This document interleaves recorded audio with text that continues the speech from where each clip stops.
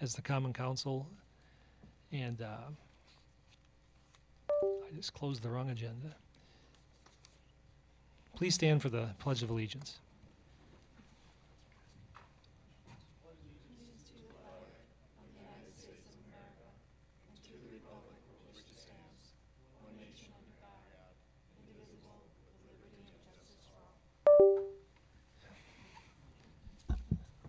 Please call the roll. Alderman Strelchak? Here. Alderman Talaco? Here. Alderman Meyer?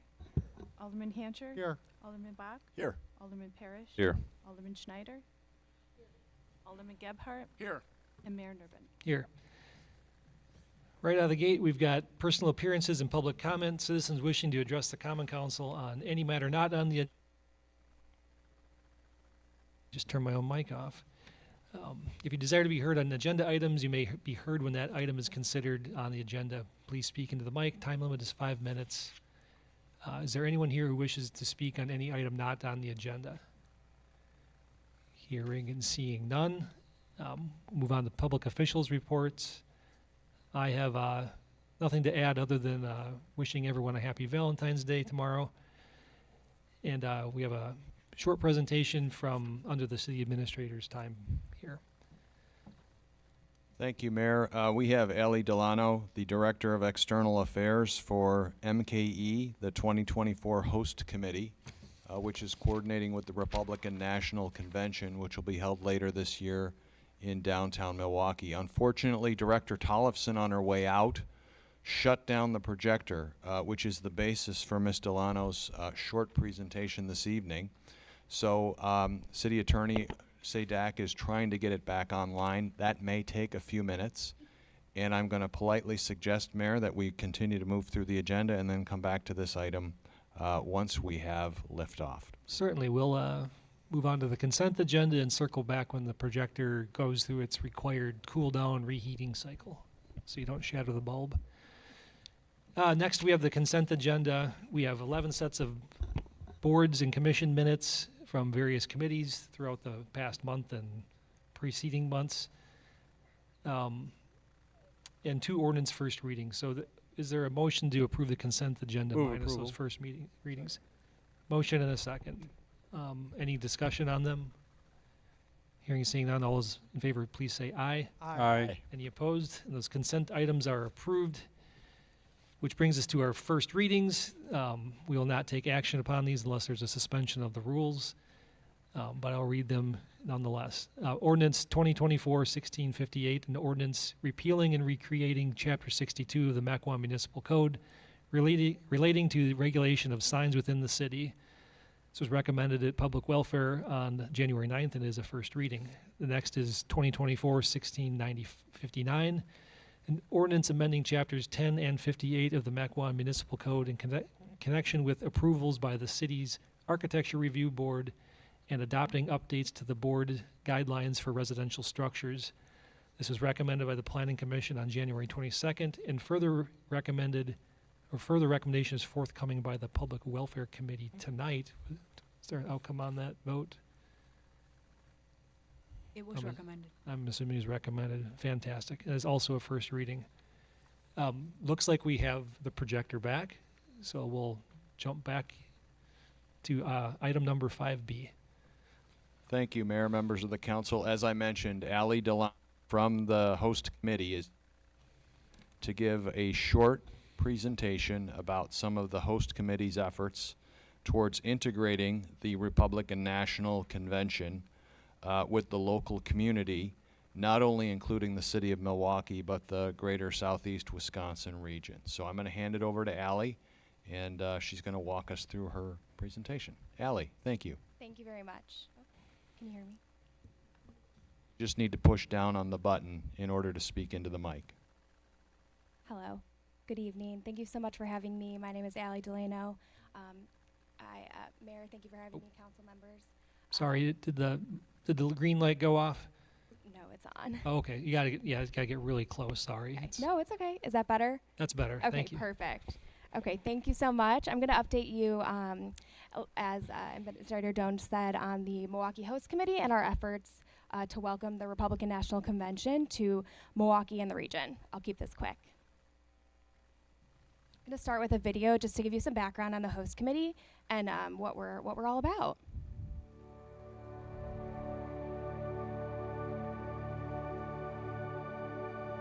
Milwaukee has a story to tell.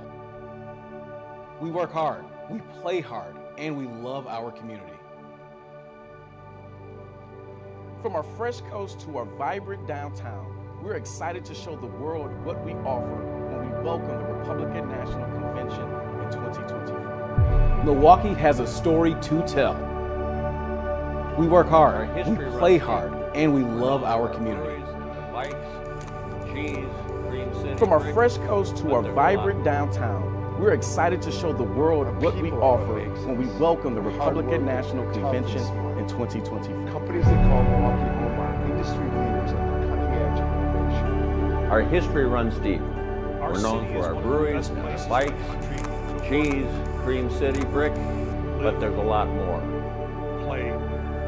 Our people are what makes us. They're hardworking, they're tough and smart. Milwaukee is a city. Companies that call Milwaukee home are industry leaders on the restaurants, cutting edge of innovation. Some of the best sports teams around. And Our venues city that is are one of the best state-of-the-art. places in the country When you to visit work, Milwaukee, we know you'll come back. live, And in the summer of 2024, Play. we're making history again. and learn. Be part of our story. Join us at the Milwaukee is a city waiting to be explored with world-class restaurants, some of the best sports teams around, and venues that are state-of-the-art. When you visit Milwaukee, we know you'll come back. And in the summer of So I hope 2024, that we're making history give again. you an example of how Be part of our story. very Join us passionate at the and focused Milwaukee on 2024 Milwaukee and the Republican convention. National We're the Convention. nonprofit, nonpartisan organization that was created when Milwaukee was chosen to host the Republican National Convention. We work closely with the city of Milwaukee, the surrounding region, as well as the state of Wisconsin and local businesses to work towards a large economic impact on with the convention coming.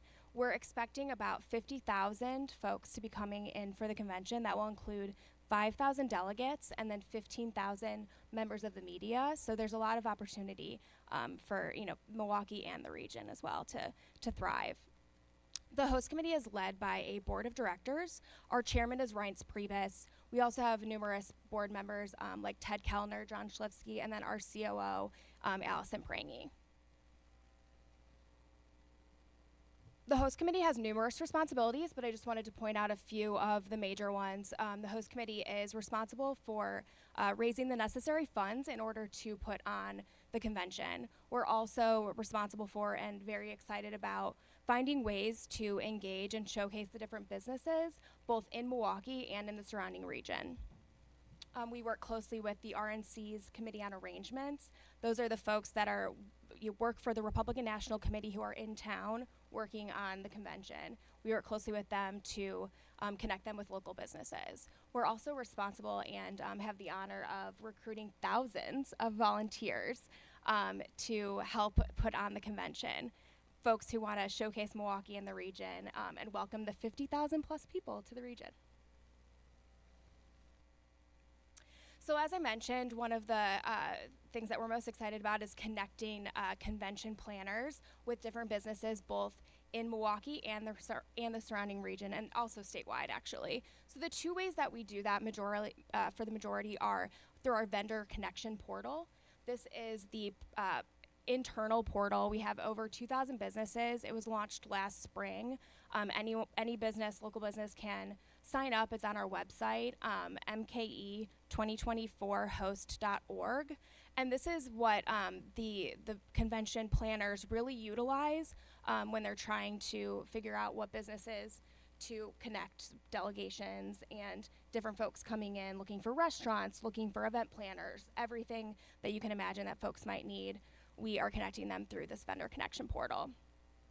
The other way that we're showcasing businesses is through our vendor directory. This is the public-facing component of the vendor program within the host committee. This is hundreds of businesses, Wisconsin-only businesses, and this will be used by delegates, by everyone coming into town as the go-to platform for where to go to eat.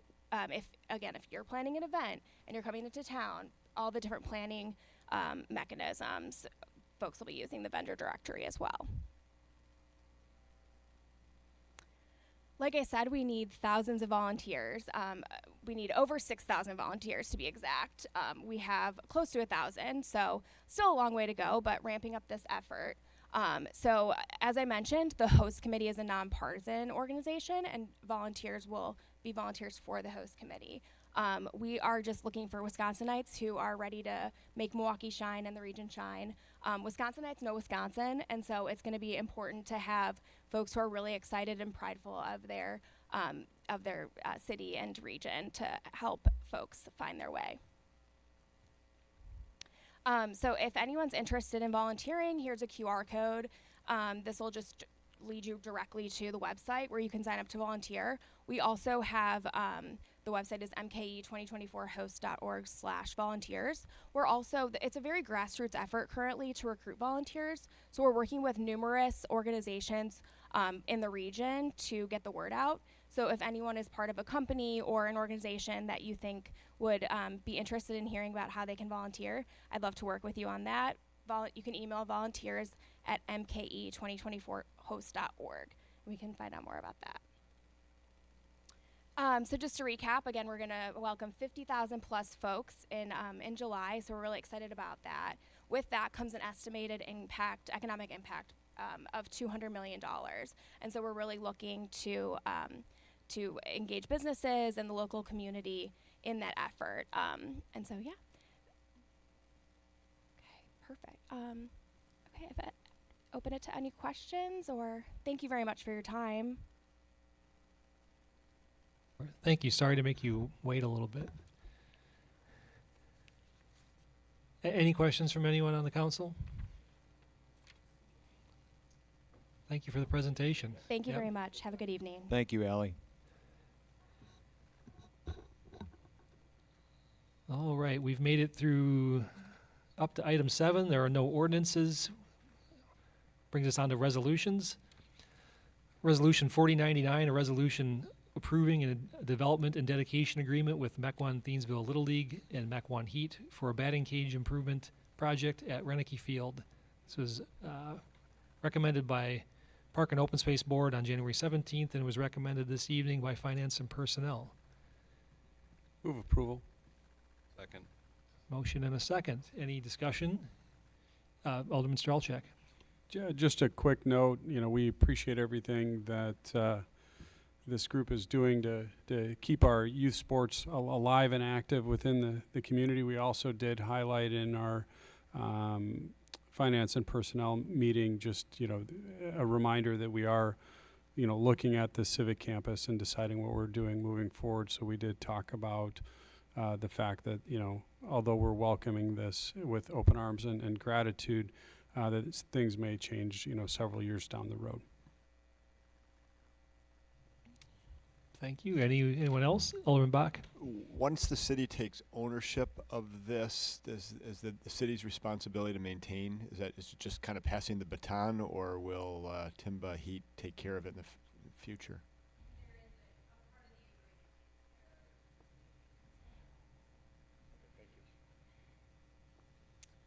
Excellent. Any other questions? This is a donation, so I don't think we need to call a roll. All those in favor, please say aye. Aye. Aye. Opposed? Congratulations. That item is approved. Moving on to Resolution 4100, a resolution awarding a design contract for the replacement of various HVAC units and other upgrades to the City Council, Common Council chambers at City Hall to Strang of Waukesha, Wisconsin, in the amount of $90,000. This recommendation forthcoming from Public Works.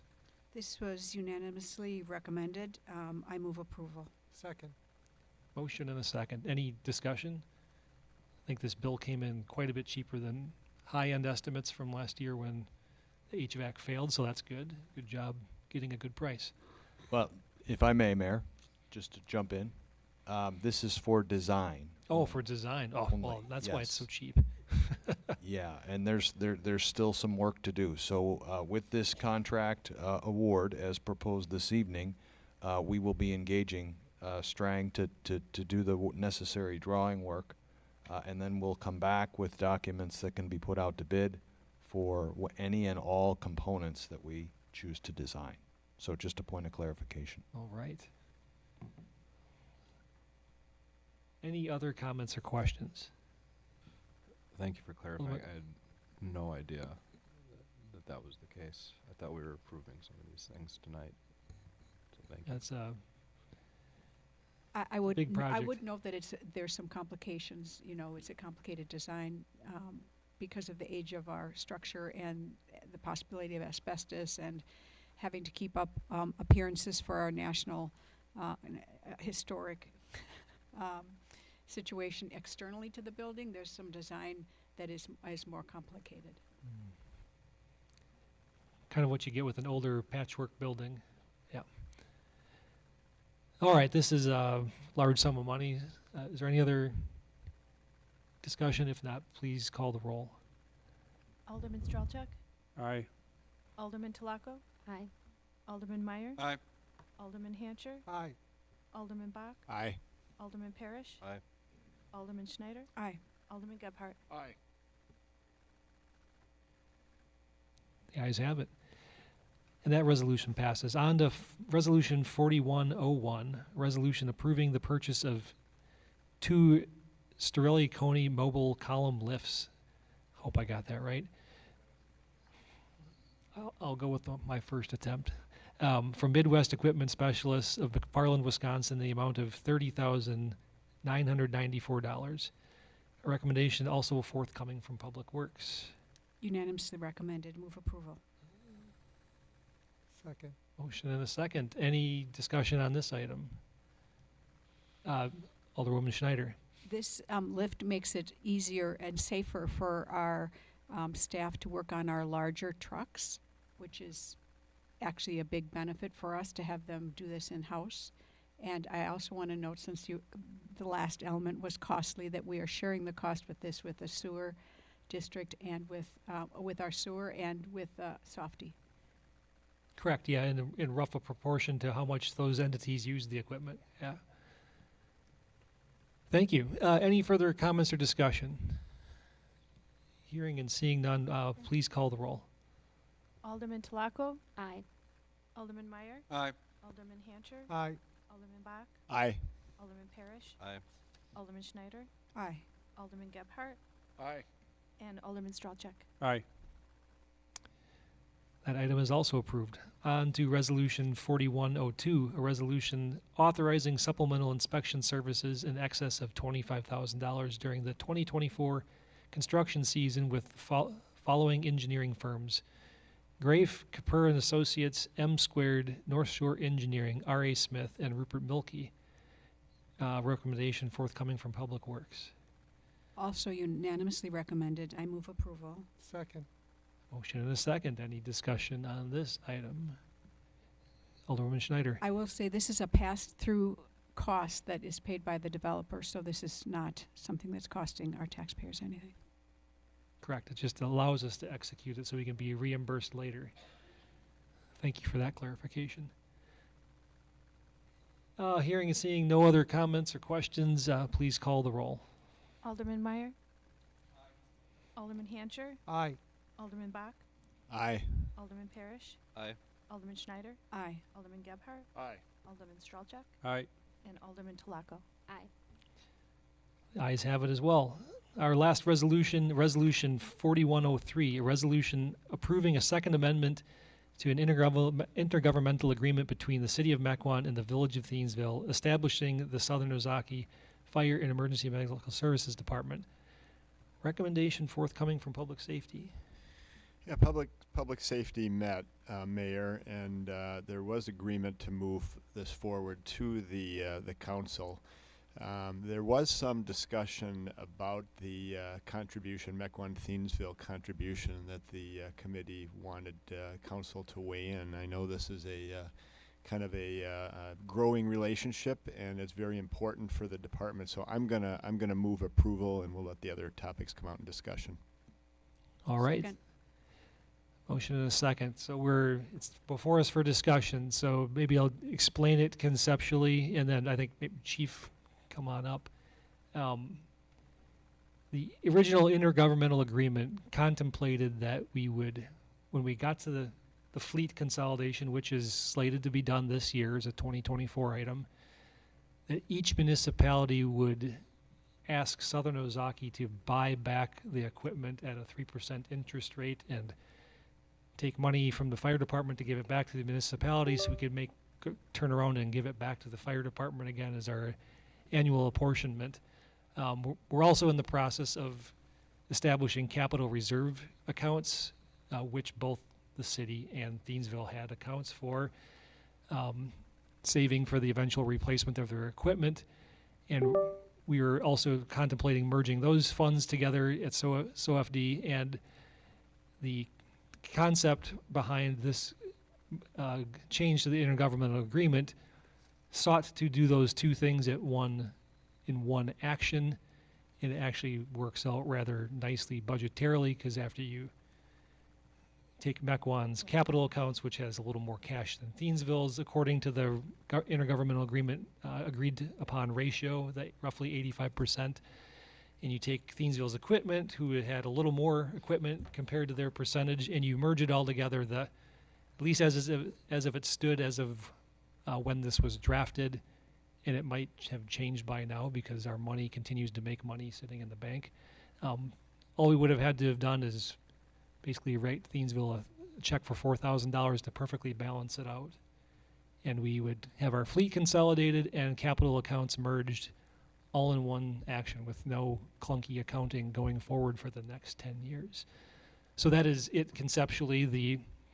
The balance of cost between the fleet and the capital accounts is all done and was all done in concert with the previously agreed to percentages in the IGA, so that's not a different percentage. It's just the outcome of merging all those nearly $2.88 million worth of various assets, whether they be actual physical assets or cash, and that $4,000 represents a mere 0.14% of that total transaction, so it's almost a rounding error. So are there any, sounds like there were some questions at public safety. Does anyone want to get them out there now? Alderwoman Tlaco. So tonight I did bring up, I was a little shocked to see that Mequon would be giving Thiensville any money after this merger. First, I want to say is, like, I love the fact that we merged. What it has done for our community is tremendous. The fact that both Mequon and Thiensville can now say, like, hey, we have coverage 24/7. If you need us, we're here for you. I love that. You know, my philosophy is that a fire department is a service department. It's not meant to make money. It is a service that we need to provide as a community to our residents. It's always in our best interest to do so. When we did merge, Mequon brought substantially more than what Thiensville could bring to the table, and obviously that's due to partly of our size.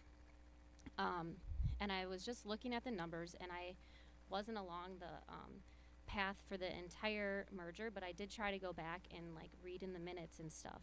Now, it's my understanding that Thiensville Fire Department would not have been feasible without them raising their taxes had they not merged. So they were going to be running at a major deficit. So when I see the bottom line and I see that Mequon's going to give Thiensville a check after all of the tremendous work that Mequon has really done to help support kind of our little brother, I don't agree with that.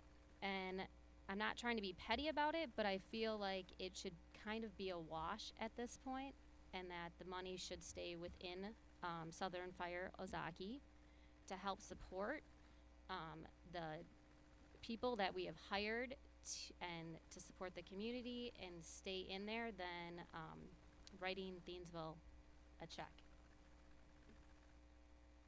Thank you. I'll add that we are bound by a cost-sharing agreement that this body and their body also approved, and we're not here to redebate that percentage. It was pretty favorable percentage for Mequon cost-wise, and I don't think we're not voting on whether to establish a new cost-share ratio. I think that would be a dead-end argument with Thiensville anyway. We put a lot of work into establishing that. And it is just $4,000. This doing it this way actually keeps more money in SOFD, because otherwise, if we stick to the original IGA, SOFD will be paying Mequon and Thiensville back interest on our vehicles we already bought and capitalized. And talk about not making it a business. I didn't buy a bunch of capital hardware for the fire department to sell it and make money on it in the future. I bought it because it keeps our community safe. This will literally save tens of thousands of dollars of needless interest payments going back to communities when it could be kept within the capital accounts of Southern Ozaki Fire Department. So if we're worried about saving $4,000, we're going to be spending tens of thousands of dollars to go back to the original agreement. It will just hamstring the fire department for the next 10 years as they continue to buy the equipment back from us. Any other comments? Alderman Meyer. You know, I'm gonna vote for this, but because we're so far down the road in that. But you know, I guess it's just the optics, I guess, of having to, and it's just not the $4,000 because that's, but you know, it's $187,000 that Thiensville is getting back. You know, and I think with the combination of the two departments and what that brings together, I think that we shouldn't be sending back money to the community, I mean, to the cities or the communities for it. I mean, it should be something that's contributed to the fire department. And I hope that Thiensville and Goodwill sends that back over to them so that they can keep this stuff viable inside of it. But I'm going to vote for it tonight, but it just kind of seemed the optics, like I said, seems wrong to give them a check, you know, in helping, and that should be going to the fire department itself. I certainly appreciate and understand that, but we did enter into a cost-sharing agreement with a percentage of cost share that was written down in black and white numbers, and I don't think we can do anything but abide by that. Alderwoman Tlaco. Yeah, I'll just make my last comment, because Alderman Meyer was able to elegantly say it a little bit better. I'll vote in favor of it tonight, but I do want it on the record and with Thiensville going forward that we're united as one, and I would like to see them step it up as a community, providing better. I would go as far as trying to make amendment tonight of just saying, hey, Thiensville, I accept this, but I want that $4,000 to stay within the Southern Fire Ozaki. It sounds like you're saying that that's not an option due to the IGA agreement. But I just want them to be made aware is like, we're working together with you, and you also need to be contributing as well. They'll contribute to the penny exactly per the cost-sharing agreement that we signed. I can't ask them to do any more. That's not the agreement they signed. I mean, we're in a contract, basically. If they gave any more, it would be a donation. Any other comments from the rest of the council? Hearing and seeing none, please call the roll. Alderman Hancher. Aye. Alderman Bach. Aye. Alderman Parrish. Aye. Alderman Schneider. Aye. Alderman Gebhardt. Aye. Alderman Stralchuk. Aye. Alderman Tlaco. Aye. And Alderman Meyer. Aye. And that item is approved, thankfully. There is no unspecified or specified unfinished business from prior meetings, no specified new business. We do have one potential closed session item. Filings of Katie Hobbins, or the woman formerly known as Katie Hobbins. There's been a legal name change, I guess. Common Council may convene into closed session pursuant to Wisconsin Statute 19.85, Prin 1, Prin G, for the purposes of conferring with legal counsel for the governmental body who is rendering oral or written advice concerning strategy to be adopted by the body with respect to litigation in which it is or is likely to become involved, and may reconvene into open session to take such action as deemed appropriate. Is there a motion to go into closed session? Motion to go in closed session. Second. Motion and a second. Please call the roll. Alderman Bach, Aye. Alderman Parrish, Aye. Alderman Schneider, Aye. Alderman Gebhardt, Aye. Alderman Strelchak, Aye. Alderman Tolaco, Aye. Alderman Meyer, Aye. Alderman Hancher, Aye. and Mayor Nuremberg. Aye. We will now convene into closed session, and we will not come back. We will adjourn in closed session. Good night, everyone.